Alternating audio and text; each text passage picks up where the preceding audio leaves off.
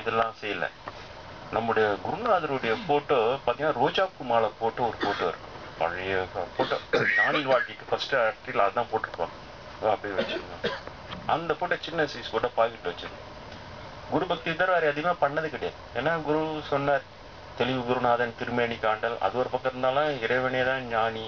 ஆனால் இறைவன் என்று நான் சொன்னால் உங்களால் ஏற்றுக்கொள்ள முடியாதனால் என்னை ஞானி என்று சொல்லிக் கொண்டு உங்களோட மனிதனாக உலகுகிறேன்னு சொன்னார். இதோட பெரிய பாக்கியம் என்ன? எழுத்துக்கு போட்டேன். இறைவனை பார்க்கிறோம், இறைவன் சொல்வதை கேட்கிறோம், இறைவனை பேசும். இது போது நம்மளுக்கு இது பெரிய பூஜை இல்லை தூக்கி போட்டேன். அவரும் ஒத்துக்கினார், சரியாக நீ செய்கிறான்னு சொன்னார். ஆனா வெளியில போகும்போதுனால குரு போட்டோ மட்டும் வச்சுட்டு அதை எதிர்க்க வச்சுட்டு அதுக்கு ஒரு கற்பூரம் காட்டிட்டு ஒரு பூ போட்டு கற்பூரம் காட்டு தியானம் பண்ணு. இந்த மாதிரி திருவண்ணாமலை காலையில வந்து இறங்கின உடனே திருவண்ணாமலை அந்த குளத்துல குளிச்சுட்டு அங்க இருக்கிற ஒரு அந்த அந்த கீழே கோபுரத்திலேயே உள்பக்கம் போய் திரும்பினா அங்க ஒரு பத்திரகாளி மாதிரி ஒரு காளியம்மன் ஒன்று இருக்கும்.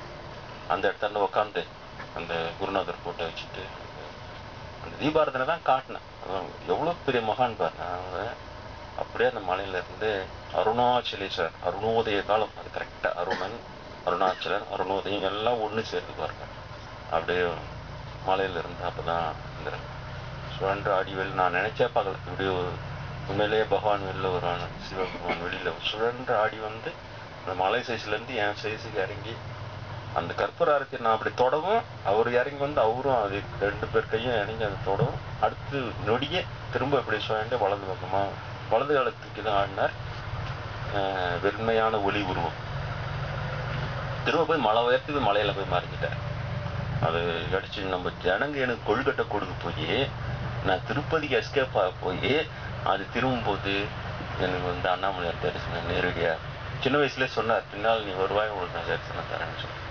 அவ்வளோ பெரிய ஒரு பாக்கியம் எல்லாம் பாருங்க. எங்கேயோ போனேன் நான், உங்களை சிரிக்கிறதுக்கு போனேன், திரும்ப சீரியஸாக அங்கே வந்து முடிச்சுட்டேன். எல்லாமே உண்மை. சிவன் இருப்பதும் எல்லாமே உண்மை. அந்த உண்மையை நான் பேசுற தொட்டு தான் டைம் தெரிஞ்சு இவர் எங்க நிறுத்திக்க போறாரு. இன்னைக்கு பார்த்து கடிகாரம் கதை விட்டேன். ஏன்னா அதை பார்த்தா நேரத்துக்கு இவங்களை அனுப்பிச்சிட போறாங்க, நிறைய பேசிட்டேன் சாமி சொல்லிட்டு அதெல்லாம் நிறைய செய்வேன். நேரம் எனக்கு தெரியவே இல்லை, நீ என்ன டைம் அப்படின்னு சொல்லி ரொம்ப இதெல்லாம் செய்யல. நம்முடைய குருநாதருடைய போட்டோ பார்த்தீங்கன்னா ரோஜாப்பூ மாலை போட்டு ஒரு போட்டோ இருக்கும். பழைய போட்டோ ஞானின் வாழ்க்கைக்கு ஃபர்ஸ்ட் ஆக்டில் அதான் போட்டிருப்பாங்க. அப்படியே வச்சிருந்தோம். அந்த போட்டோ சின்ன சைஸ் போட்டோ பாக்கெட் வச்சிருந்தோம். குரு பக்தி தவிர வேற எதுவுமே பண்ணது கிடையாது. ஏன்னா குரு சொன்னார், தெளிவு குருநாதன் திருமேனி காண்டல். அது ஒரு பக்கம் இருந்தாலும் இறைவனே தான் ஞானி. ஆனால் இறைவன் என்று நான் சொன்னால் உங்களால் ஏற்றுக்கொள்ள முடியாதனால் என்னை ஞானி என்று சொல்லிக் கொண்டு உங்களோட மனிதனாக உலகுகிறேன்னு சொன்னார். இதோட பெரிய பாக்கியம் என்ன? எழுத்துக்கு போட்டேன்.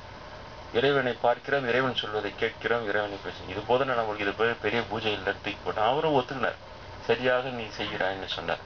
ஆனா வெளியில போகும்போதுனால குரு போட்டோ மட்டும் வச்சுட்டு அதை எதிர்க்க வச்சுட்டு அதுக்கு ஒரு கற்பூரம் காட்டிட்டு ஒரு பூ போட்டு கற்பூரம் காட்டு தியானம் பண்ணு. இந்த மாதிரி திருவண்ணாமலை காலையில வந்து இறங்கின உடனே திருவண்ணாமலை அந்த குளத்துல குளிச்சுட்டு அங்க இருக்கிற ஒரு அந்த அந்த கீழே கோபுரத்திலேயே உள்பக்கம் போய் திரும்பினா அங்க ஒரு பத்திரகாளி மாதிரி ஒரு காளியம்மன் ஒன்று இருக்கும். அந்த இடத்துல உட்காந்து அந்த குருநாதர் போட்டோ வச்சுட்டு அந்த தீபாரதனை தான் காட்டினேன். எவ்வளோ பெரிய மகான் பாருங்க. அவங்க அப்படியே அந்த மலையில இருந்து அருணாச்சலேஸ்வரர், அருணோதய காலம், அது கரெக்டா அருணன், அருணாச்சலன், அருணோதயம் எல்லாம் ஒன்று சேர்த்து பாருங்க. அப்படியே மலையில இருந்து அப்பதான் இந்த சுழன்று ஆடி வெளில நான் நினைச்சே பார்க்கல. இப்படி உண்மையிலேயே பகவான் வெளில வருவான், சிவபெருமான் வெளியில சுழன்று ஆடி வந்து அந்த மலை சைஸ்ல இருந்து என் சைஸுக்கு இறங்கி அந்த கற்பூராரத்தை நான் அப்படி தொடவும், அவர் இறங்கி வந்து அவரும் அது 2 பேர் கையும் இறங்கி அதை தொடவும். அடுத்து நொடியே திரும்ப இப்படி சுழண்டு வலது பக்கமா வலது காலத்துக்கு தான் ஆடினார். வெண்மையான ஒளி உருவம் திரும்ப போய் மலை உயர்த்துக்கு மலையில போய் மறைஞ்சிட்டார். அது அடிச்சு நம்ம ஜனங்க எனக்கு கொள்கட்டை கொடுக்க போய் நான் திருப்பதிக்கு எஸ்கேப் ஆக போய் அது திரும்பும்போது எனக்கு வந்து அண்ணாமலையார் தரிசனம் நேரடியா சின்ன வயசுல சொன்னார், பின்னால் நீ வருவாய் உங்களுக்கு நான் தரிசனம் தரேன்னு சொல்லி. அவ்வளோ பெரிய ஒரு பாக்கியம் எல்லாம் பாருங்க. எங்கேயோ போனேன் நான், உங்களை சிரிக்கிறதுக்கு போனேன், திரும்ப சீரியஸாக அங்கே வந்து முடிச்சுட்டேன். எல்லாமே உண்மை. சிவன் இருப்பதும் எல்லாமே உண்மை. அந்த உண்மையை நான் பேசுற தொட்டு தான் டைம் தெரிஞ்சு இவர் எங்க நிறுத்திக்க போறாரு. இன்னைக்கு பார்த்து கடிகாரம் கதை விட்டேன். ஏன்னா அதை பார்த்தா நேரத்துக்கு இவங்களை அனுப்பிச்சிட போறாங்க, நிறைய பேசிட்டேன் சாமி சொல்லிட்டு அதெல்லாம் நிறைய எனக்கு நேரம் எனக்கு தெரியவே இல்லை என்ன டைம் அப்படின்னு சொல்லி. ஒரு ரொம்ப